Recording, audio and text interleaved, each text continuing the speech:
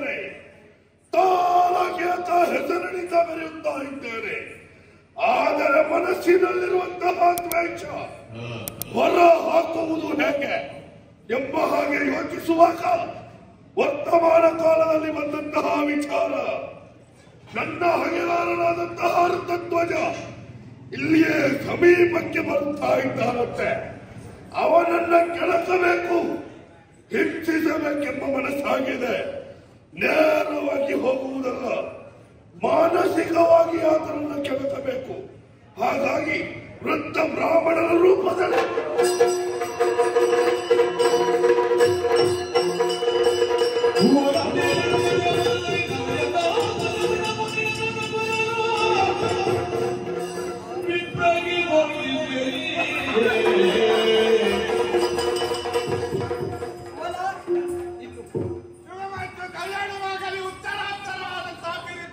ಅವರು ಯಾರು ತೋರಿಸ್ತೇನೆ.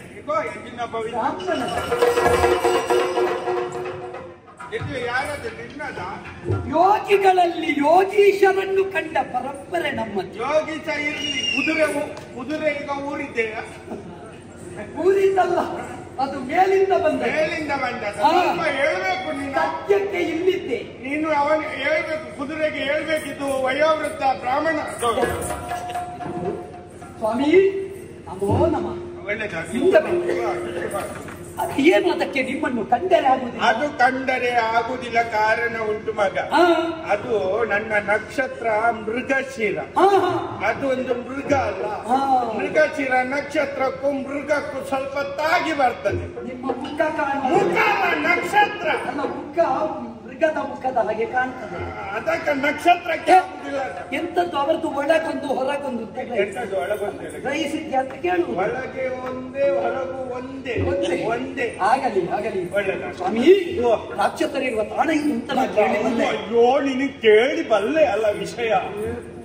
ಪಾಪಿಗಳು ನನಗೆ ಅಲ್ಲ, ನಿನ್ನ ಕೋಪ ಸರಿ, ನನಗಿಂತ ಹೆಚ್ಚು ಕೋಪ ನಮಗೆ ಬರ್ತದೆ. ಯಾಕೆ ಯಾಕೆ? ನೀನು ಇಂದು ಬಂದು ನಿನಗೆ ಇಷ್ಟು ಕೋಪ ಬರ್ಬೇಕಿದ್ರೆ ನಾವು ಇಲ್ಲಿಯೇ ಇರುವವರು ಆ ಯಮುನೆಯ ಬದಿಯಲ್ಲಿ ಕುಟೀರವನ್ನು ರಚಿಸಿ ಯಜ್ಞ ಯಾಗಾದಿಗಳನ್ನು ಮಾಡುವಾಗ ರಾಕ್ಷಸರ ಒಂದು ಪತ್ರ ನೋಡಬೇಕು. ಕೈ ತೋರಿಸುವುದೇ ಅಲ್ಲ, ಅಲ್ಲಿ ನಮಗೆಷ್ಟು ಕೋಪ ಬರ್ಬೇಕು ಮತ್ತೆ ಮಾಡಬೇಡಿ. ಇನ್ನು ನಿಮ್ಮ ಸರ್ವ ರಕ್ಷಣೆಗೆ ನಾನಿದ್ದೇನೆ. ನೋಡುವಾಗ ಅವರನ್ನೆಲ್ಲ ಒಂದು ಮಣಿಸಿ ನಮಗೊಂದು ಸೌಖ್ಯವನ್ನು ಕರುಣಿಸಿ ಅಂತ ನಾವು ನೋಡುವಾಗ ಗೊತ್ತಾಗ್ತದೆ. ಯೋಚನೆ ಮಾಡಬೇಡಿ, ನಾನು ಬರ್ತೇನೆ. ಕೈಗೆ ಸ್ವಲ್ಪ ಸೈಡಿ ಹೇಗೂ ಬಂದದ್ದು ಬಂದಿದ್ದೀಯಾ, ನಮಗೊಂದು ರಕ್ಷಣೆಯನ್ನು ಕೊಟ್ಟಿದ್ದೀಯಾ. ಹಾಗಂತ ನಮ್ಮದೊಂದು ವಾಂಚೆಯನ್ನು ಆಶೆಯನ್ನು ನಿನ್ನಲ್ಲಿ ಹೇಳಬೇಕು ಅಂತ ಮನಸ್ಸಾಗುತ್ತೆ. ಇದು ಮರಗಳ ಒಂದು ಭಯಂಕರ ಬರುವುದುಂಟಂತೆ.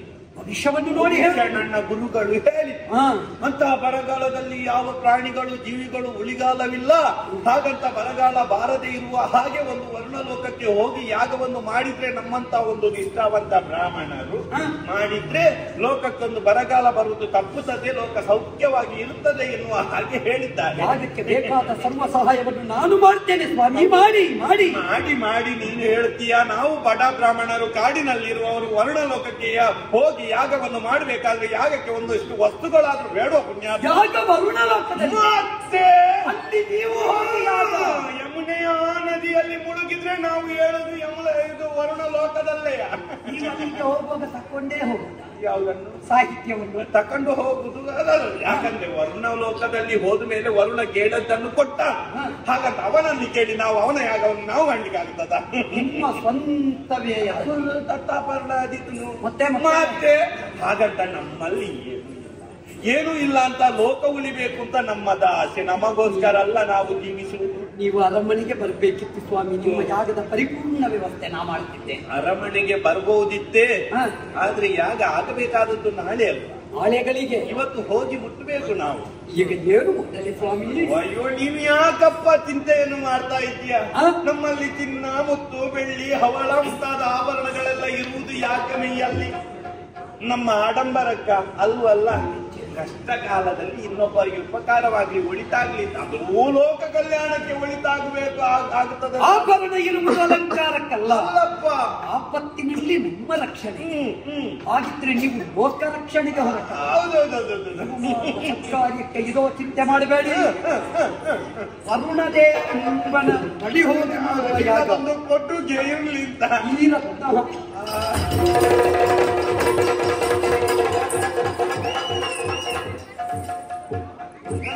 ಬನ್ನಿ. ಸ್ವಲ್ಪ ಹಿಡಿದಿಡಬೇಕು. ಅದಕ್ಕೂ ನಿಮ್ಮ ಮನಸ್ಸಿಗೂ ಏನು ಹಿಡಿಯುವುದಿಲ್ಲ. ಅದು ಕುದುರೆ ಸ್ವಲ್ಪ ಮಾನಸಿಕವಾದ ಅದರ ಮನಸ್ಸಿಗೆ ಏನು ಅಂದ್ರೆ ನನ್ನ ಮೇಲೆ ಪ್ರೀತಿ. ಇದು ಅದು ದೇವದತ್ತ ಆಗ್ತದೆ, ನೋಡುವಾಗಲೇ ಗೊತ್ತಾಗ್ತದೆ ಎಲ್ಲಿಗೆಲ್ಲ ಹಾರಿದಪ್ಪ. ತುಂಬಾ ಕಡೆ ಹಾರಿ ಬಂದ ವಯೋವೃದ್ಧ ತೊಂದರೆ ಕೊಡಬೇಡ. ನೀವು ಮಾಡುವ ಸತ್ಕರ್ಮಕ್ಕೆ ಗಂಧರ್ವರಾಯಿತ ರತ್ನಹಾರ ಕತೆ ಮುಗಿಯಿತು. ನಿಮ್ಮ ಕಾರ್ಯ ಮುಗಿಸಿ ಬನ್ನಿ. ಅದೇ ಹೋದ ಕಾರ್ಯ ಒಂದು ಇಲ್ಲಿಯ ಹೊಣೆಗಾರಿಕೆ, ರಕ್ಷಣೆ, ಆಶ್ರಮದ್ದು ಅಗ್ರಹಾರದ ರಕ್ಷಣೆ ನನ್ನ ವ್ಯವಸ್ಥೆ. ಒಳ್ಳೆದಾಗ್ಲಿ ಮಗ.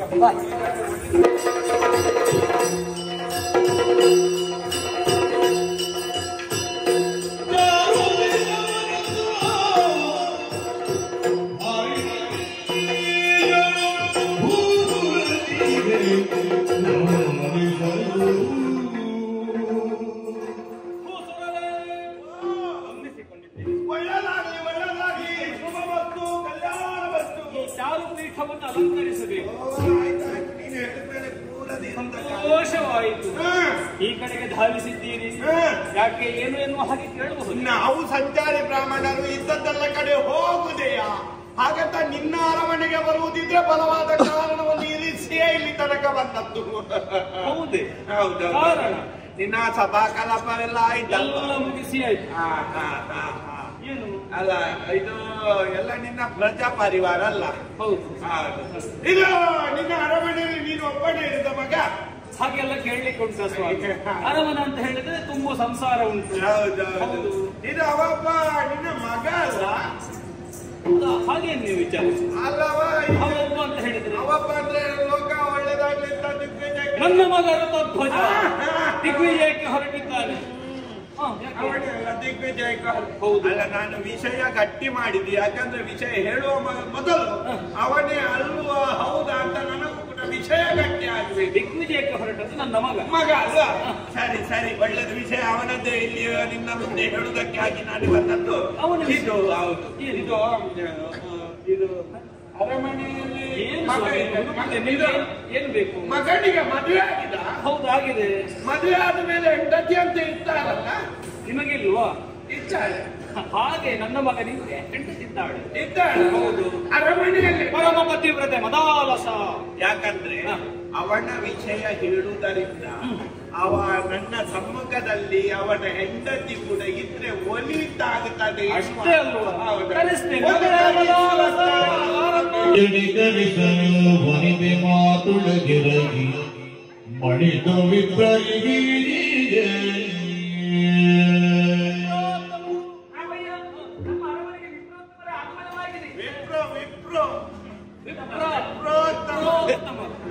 ಹಾಗಾದ್ರೆ ಏನು ಅರಮನೆಯಲ್ಲಿ ಶುಭ ಕಾರ್ಯ ಇರಬೇಕು. ಬ್ರಾಹ್ಮಣರೆಲ್ಲ ಹಾಗೆ ಬರುವುದಿಲ್ಲ. ನೀನಿದ್ದೇ ಮಾತಾಡ್ಬೇಕಂತ ಸಾಯುವ ಕಾಲದಲ್ಲಿ ಅವರಿಗೊಂದು ಬೇಸರ ಯಾಕೆ ನಾವು ಕೊಡುವುದು? ವೃದ್ಧ ಮಿತ್ರರಲ್ವಾ? ಕೊನೆಯ ಕಾಲದಲ್ಲಿ ಏನಾದ್ರು ಆಸೆ ಇದ್ರೆ ಪೂರ್ಣಗೊಳಿಸಲಿ. ವಿಷಯ ಹೌದು. ಇದು ಶುಭ ಶುಭ ಅಂತ ಹೇಳ್ತೀನಿ. ನಾನು ಹೇಗೆ ಪ್ರಾರಂಭಿಸುವುದು ಗೊತ್ತೇ ಆಗುತ್ತಲ್ಲ. ಇದು ನಾವು ಈ ಕಾನನದಲ್ಲಿ ಯಮುನೆಯ ಬದಿಯಲ್ಲಿ ನಾವು ಒಂದು ಆಶ್ರಮ ನಿರ್ಮಿಸಿ ಯಜ್ಞ ಯಾಗವನ್ನೆಲ್ಲ ಮಾಡುವವರು. ಹೀಗೆ ಮಾಡ್ತಾ ಇರುವಾಗ ಒಬ್ಬ ಬಂದ ನಮ್ಮ ಕಾನನದಲ್ಲಿ ಸಂಚರಿಸುತ್ತ. ಒಬ್ಬನೇ ಬರುವಾಗ ನಮಗೆ ದೇವರು ಬಂದಾಗೆ ಆಯ್ತು ಮಗ. ಹೌದು. ಯಾಕೆ ಹೇಳು, ಈ ಹಿಂದೆ ಒಂದು ಅದೆಷ್ಟು ರಕ್ಕಸರೆಲ್ಲ ಬಂದು ನಮ್ಮ ಯಜ್ಞ ಯಾಗಾದಿಗಳನ್ನು ಹಾಳು ಮಾಡಿಬಿಟ್ಟಲ್ಲ. ನಾವು ಒಂದು ಮುಂಡೆಗಾರರು ಮಾಡ್ಲಿಕ್ಕೆ ಬಿಡ್ತಿರ್ಲಿಲ್ಲ. ಅವನೇ ಸಹಚರರು, ಅವನೇ ತಮ್ಮ ಉಳಿದಿದ್ದಾನಂತೆ. ಒಬ್ಬ ತಮ್ಮ ಉಳಿದಿದ್ದಾನಂತೆ. ಉಳಿಲಿ ಉಳಿಲಿ ಅಲ್ಲ, ಇವನ್ ಬಂದಿದ್ದಾನಲ್ಲ, ಇವನಿಂದ ಹತನಾಗುತ್ತಾನೆ ಅಂತ ನಾನು ಯೋಚಿಸಿದ್ದು. ನಮಗೆಲ್ಲ ಧೈರ್ಯದ ಮಾತುಗಳನ್ನು ಕೊಟ್ಟ. ಬ್ರಾಹ್ಮಣರೇ ಹೆದರಬೇಡಿ, ಇಂಥ ರಕ್ಕಸರನ್ನು ಒಂದು ಕೆಲವು ಕ್ಷಣದಲ್ಲಿ ಇವರನ್ನೆಲ್ಲ ಕೊಂದು ನಿಮಗೆಲ್ಲ ಒಳ್ಳೆಯದನ್ನು ನಾನು ಮಾಡ್ತೇನೆ ಹೇಳಿದ್ನೋ ಮುಂದೆ ನಮಗೂ ಕೂಡ ಧೈರ್ಯವಂತು ಹೋರಾಡುವುದಕ್ಕಾಗಿ ಅವರ ಸಮ್ಮುಖಕ್ಕೆ ಹೋದ. ಬಂದಂತ ರಕ್ಕಸರಲ್ಲಿ ಹೋರಾಡುತ್ತಾ ನಿಂತ. ಹೋರಾಡುವುದಕ್ಕಿಂತ ಒಂದು ಮಾತಾಡಿದ. ಹೇಗೆ ಮಾತಾಡಿದ? ಹೋರಾಡು ಬಿಡು, ಅವನ ಮಾತು ಕೇಳಿ ಕೆಲವರಲ್ಲಿ ತಲೆ ತಿರುಗಿ ನಿಂತಿದ್ದಾರೆ. ನೀವು ವಿಷಯ ಗಟ್ಟಿ ಮಾಡ್ತಾ ಇದ್ದೀರಿ. ನಾನು ನನ್ನ ಮಗನೇ ಹೌದೋ ಎನ್ನುವ ಹಾಗೆ ಗಟ್ಟಿ ಮಾಡೋದಕ್ಕೆ ಹೇಗೆ ಮಾತಾಡಿದಂತ ಬೇಕಲ್ಲ. ಒಂದು ಹೇಳ್ತೇನೆ ಕೇಳು. ಹಾಗಾದ್ರೆ ಸರಿ, ಒಂದು ನೆನಪಿಟ್ಟುಕೋ. ಸರಿ, ಅಲ್ಲಿಂದ ಪ್ರಾರಂಭಿಸು. ಸಂಸ್ಕಾರ ಸಂಸ್ಕೃತಿ ಮಾತಾಡಿದಪ್ಪ, ನನಗೆ ಮಾತ್ರ ನೆನಪಿಲ್ಲ. ಹಾಗಂತ ಅವರೊಂದಿಗೆ ಯುದ್ಧವನ್ನು ಮಾಡಿದ, ಕೆಲವು ರಕ್ಕಸರನ್ನೆಲ್ಲ ಕೊಂದ, ಸಂತೋಷವಾಯಿತು. ಆದರೆ ಈ ಕಪಟದ ರಕ್ಕಸರ ಬಗ್ಗೆ ಬೇಡ. ನೀವು ಮನಸ್ಸು ಧೈರ್ಯ ತಗೊಳ್ಬೇಕು. ನಮ್ಮ ಲಿಖಿತ ಅಂತ ಒಂದು ಉಂಟು, ಅವನು ಇಷ್ಟೇ ಬರೆದಿದ್ರೆ ಯಾರಿಗೆ ಯಾರಿಂದ ಹಾಗೆ ತಪ್ಪಿಸುವುದಕ್ಕೆ ಆಗತ್ತೆ. ಅವ ಬರೆದವನು ಎಲ್ಲಿಯೋ ಎಲ್ಲೆಲ್ಲ ಬರೆದು ನಮ್ಮ ಬ್ರಹ್ಮ. ನೀವು ಮನಸ್ಸು ಧೈರ್ಯ ಮಾಡಬೇಕು, ಧೈರ್ಯ ತಗೊಳ್ಬೇಕು. ಹೀಗೆ ಯುದ್ಧವನ್ನು ಮಾಡುತ್ತಾ ಕೆಲವು ದೊಡ್ಡ ರಕ್ಕಸರು ಮಂಡ್ಯವರು ಬಂದ್ರು. ಅವರೊಂದಿಗೆ ಕೂಡ ಯುದ್ಧಕ್ಕೆ ಇಳಿದ. ಯುದ್ಧವನ್ನು ಮಾಡುತ್ತಾ ನಿಮ್ಮ ಮಗ ಮಾಡಿದ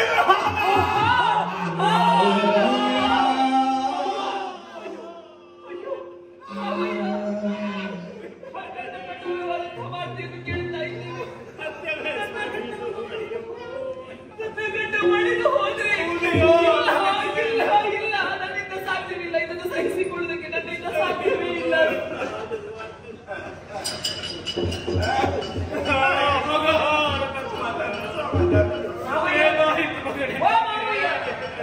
ನೀವ್ ಯಾಕೆ ಹೇಳ್ತಾ ಇದ್ದೀರಿ? ನೀವ್ ಯಾಕೆ ನುಗ್ಗಿಸ್ತಾ ಇದ್ದೀರಿ? ಗಂಡ ಸತ್ತಿದ್ದಾನೆ ಮಾರಾಜಿ. ಮತ್ತೆ ಗಂಡ ನನ್ನ ಗಂಡ ಸಾಯ್ಲಿಕ್ಕೆ ಸಾಧ್ಯವೇ ಇಲ್ಲ. ಅವನಿಗೆ ಉದ್ಭವ ಆಗಿದ್ದವಂತೆ. ನಿಮಗೆ ಏನು ಗೊತ್ತು ಗಂಡನ ಯೋಗ್ಯತೆ? ನನ್ನ ಗಂಡನ ಯೋಗ್ಯತೆಯನ್ನು ನಿಮ್ಮ ಸುಮ್ಮನೆ ಬಂದಿದ್ರೆ ಕಣ್ಣಾರೆ ಕಂಡದ್ದನ್ನು ಹೇಳಿದ್ದು ನಾನು. ನೀವು ಸ್ವಲ್ಪ ನಿಮಗೆ ನೆನಪಿಲ್ವಾ? ನನ್ನ ಗಂಡನ ಬರಲು ಎಲ್ಲಿಯವರೆಗೆ ರಕ್ತ ಈಗ ಸಮಾಧಾನ. ನನ್ನ ಗಂಡನಿಗೆ ಹುಚ್ಚು ಮಾತಾಡ್ತಾರೆ. ಯಾರ್ಯಾರನ್ನು ನೋಡಿ ಬಂದಿದ್ದಾರೆ. ಮತ್ತೆಂತ ನನ್ನ ಮಗ ಸಾಯುವುದಕ್ಕೆ ಅವ ಅಮರ. ನನ್ನ ಮಾತು ನಂಬುದಿಲ್ಲ.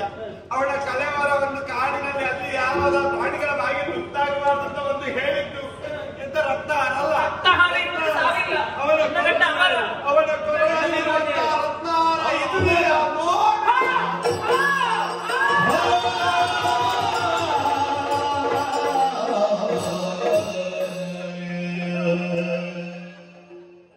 ಪುಣ್ಯಹೀನರು ಎಲ್ಲ ವಶವಿಂದ ಮಣ್ಣಾಯ್ತು ದಾಂಪತ್ಯಗೆ, ಮಣ್ಣಾಯ್ತು ದಾಂಪತ್ಯಗೆ.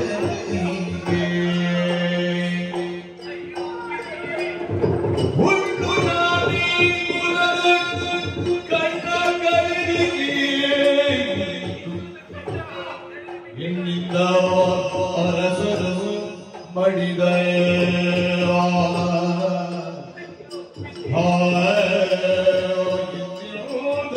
ಅರಸರು ಮಡಿದ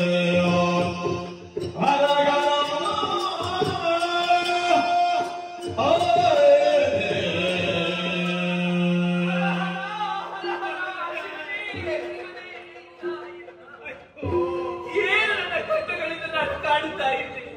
ನನ್ನ ಗಂಡನ ಕೊರಳಲ್ಲಿ ನಾರಾಜಿಸುವಂತಹ ರಕ್ತ ಹಾಲ ನನ್ನ ಕೈಯಲ್ಲಿ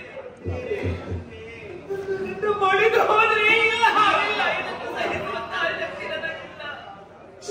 ಎಲ್ಲಿಯವರೆಗೆ ಈ ರಕ್ತ ಹಾಲ ನನ್ನ ಗಂಡನ ಕೊರಳಲ್ಲಿ ಇರುತ್ತದೋ ಅಲ್ಲಿಯವರೆಗೆ ನನ್ನ ಗಂಡನಿಗೆ ಮರಣವೇ ಇಲ್ಲ ಎನ್ನುವ ಹಾಗೆ ನಾವು ತಿಳಿದರೆ ಈಗ ಎಲ್ಲ ಅಲ್ಲೋಲ ಕಲ್ಲೋಲ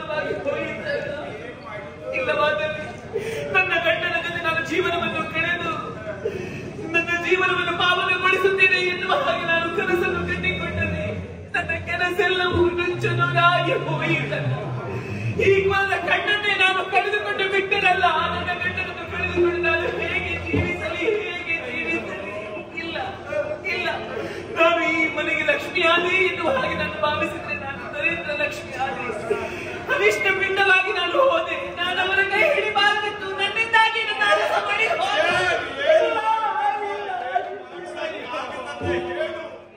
ಒಮ್ಮೆ ಜೋರಾಗಿ ಹತ್ತು ಬಿಡು. ನಿನ್ನ ಮನಸ್ಸಿನಲ್ಲಿರುವಂತಹ ಬೇಸರ ಬೇದೆಯನ್ನೆಲ್ಲ ಹೊರ ಹಾಕು.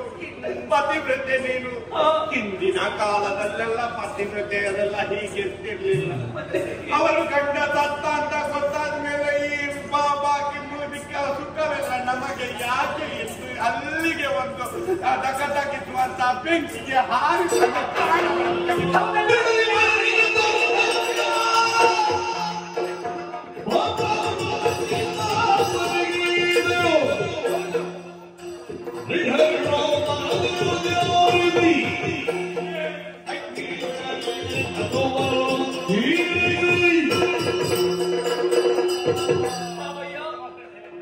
ಸತ್ಯವಾದಂತಹ ಮಾತನ್ನೇ ಆಡಿದ್ದಾರೆ. ಅತಿರಥ ನಾರಿಯವರುಗಳು ಬದುಕಬೇಕಿದ್ದು ತನ್ನ ಗಂಡ ಜೊತೆಯಾಗಿರಬೇಕು. ಗಂಡ ಜೊತೆಯಲ್ಲಿ ಇರಿದ ಮೇಲೆ ಆ ಅತಿರಥ ನಾರಿ ಬದುಕಿ ಏನು ಅರ್ಥವಿಲ್ಲ. ಗಂಡ ಸಾಯುವುದಕ್ಕಿಂತ ಮುಂಚಿತವಾಗಿ ನಾನು ಸಾಯಬೇಕಿತ್ತು. ಆದ್ರೆ ನನ್ನ ಹಣೆ ಬರಹ ನೋಡಿ ನನ್ನ ಗಂಡನ ಮರಣವನ್ನು ಕಾಣಬೇಕಾದಂತಹ ದೌರ್ಭಾಗ್ಯ ಸ್ಥಿತಿ ಇಲ್ಲ. ಬ್ರಾಹ್ಮಣರು ಹೇಳಿದಂತೆ ನಾನು ಮಾಡುತ್ತೇನೆ. ಪ್ರತಿನಿತ್ಯವೂ ಯಜ್ಞ ಕಾರ್ಯವಾಗುತ್ತದೆ. ನಮ್ಮ ಅರಮನೆಯಲ್ಲಿ ದಗದಗನೆ ಉರಿಯುತ್ತಾ ಇದ್ದಾರೆ ಅಗ್ನಿ. ನೀವೆಲ್ಲವೂ ಇದಕ್ಕೆ ಸಾಕ್ಷಿಯಾಗಿರಿ. ಮನಸ್ಸಿನಲ್ಲಿ ಹರದನ್ನೇ ಧ್ಯಾನಿಸಿದ್ದೇನೆ. ದೃಢದನ್ನೇ ಸಂಕಲ್ಪ ಮಾಡಿದ್ದೇನೆ. ದಗದಗಿಸುತ್ತಿರುವಂತಹ ಅಗ್ನಿಗೆ ನನ್ನ ದೇಹವನ್ನೇ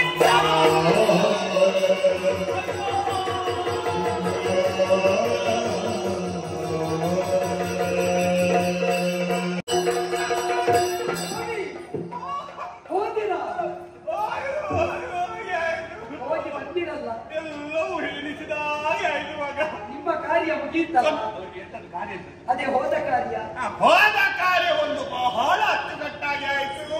ನಾ ಬಂದದ್ದೇ ನಿಮ್ಮ ಕಾರ್ಯ ಮಾಡ್ಲಿಕ್ಕೆ ಅಂತ. ನನ್ನ ಕಾರ್ಯ ಆಯ್ತು, ನಿನ್ನ ಕಾರ್ಯ. ಆದ್ರೆ ನೀವು ಮಾಡಬೇಕಾದ ಕಾರ್ಯವನ್ನು ಮಾಡಿ ಲೋಕದಲ್ಲಿ ನಿನ್ನದೇ ನೆನಪು ಮಗ. ಹೌದೇ? ನೀನೊಂದು ಕೊಟ್ಟ ಹಾರದಿಂದಲಾಗಿ ಇಷ್ಟೆಲ್ಲ ಆಗುವುದಕ್ಕೆ ಸಾಧ್ಯ. ಯೋಜನವಾಯಿತು. ಇಲ್ಲದಿದ್ರೆ ನಾವು ಹೋದದ್ದು ವ್ಯರ್ಥ ಆಗ್ತಿತ್ತು. ಧನ್ಯನಾದ ಸ್ವಾಮಿ. ಅಲ್ಲಿ ನಿನ್ನದೇ ನೆನಪು ನನಗೆ. ಹಾ. ನಿನ್ನನ್ನೊಂದು ಇನ್ನು ಕಳಿಸಿಕೊಡ್ಬೇಕಲ್ವ ಅಂತ. ಎಲ್ಲಿಗೆ?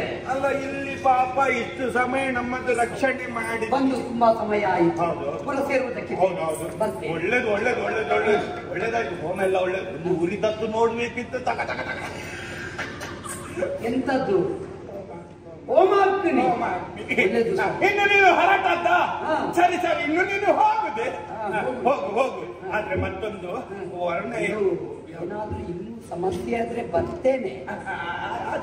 ಸಮಸ್ಯೆ ಆಗ್ಲಿಕ್ಕೆಲ್ಲ ಇದು ನನ್ನದು ಮತ್ತೊಂದು ಸಂಕಲ್ಪ ಉಂಟು. ನಾ ಬಂದು ಹೋಗುವ ನಾಯಕ ಅಲ್ಲ, ನಾ ಅಡ್ಡಿಗಡಿಗೆ ಬರುವ ನಾಯಕ. ಆಯ್ತಪ್ಪ, ನೋಡುವ ನೋಡುವ. ನಾವು ಕೂಡ ನಿರೀಕ್ಷೆಯಲ್ಲಿ ಇರ್ತೇವೆ. ಸರಿ. ಇದು ನನ್ನದೊಂದು 1,000 ತೆಂಗಿನಕಾಯಿದೊಂದು ಗಣ ಹೋಮ ಉಂಟು. ಅದಕ್ಕೊಂದು ನೀನು 1,000 ತೆಂಗಿನಕಾಯಿಯನ್ನು ನಿನ್ನ ಲೆಕ್ಕದಲ್ಲಿ ಒಂದು ಕೊಡುಗೆಯಾಗಿ ಕೊಡಬೇಕು. ನಾನೇನು ಸ್ವಾಮಿ ತೆಂಗಿನಕಾಯಿ ವ್ಯಾಪಾರಿಯ? ಕಾಯಿ ಕೊಡ್ಲಿಕ್ಕೆ ನೀನೊಂದು ಕೊಡದ. ನನ್ನ ಪರವಾಗಿ ವ್ಯವಸ್ಥೆ. ನಿನ್ನದೊಂದು ಕಾವಲು ಕಟ್ಟೆಯಲ್ಲಿ ಬೇಕಾದಷ್ಟು ಇಲ್ವ? ನನ್ನ ಕಾವಲಿನ ಕಟ್ಟೆ ಬೇಕಾದಷ್ಟು ಆದಿತ್ಯ ಸ್ವಾಮಿ ನಿಮಗೆ ಕೊಡದೆ. ಸರಿಗೆ ನೆನಪಿಟ್ಟುಕೋ. ಹಾ. ಇದು ದೇವರಿಗೆ ಅರ್ಪಿಸುವಂತ ತೆಂಗಿನಕಾಯಿ. ಹಾ. ಇನ್ನು 1,000 ಕೇಳಿದ್ದಾರಂತೇಳಿ ಹೇಳಿ ಹಾ. ಒಂದು 500 ಅದಕ್ಕೆ ಬೋಟಲ್ ಹಾಕಿ ಇಡೋಗ್ಬೇಡ. ಅಯ್ಯೋ ಸ್ವಾಮಿ, ಅದಕ್ಕೆ ಹೆಚ್ಚು ಮೌಲ್ಯ ಉಂಟು, ಅದು ಕೊಡ್ಲಿಕ್ಕಿಲ್ಲ ನಿಮಗೆ. ಸರಿ ಸರಿ,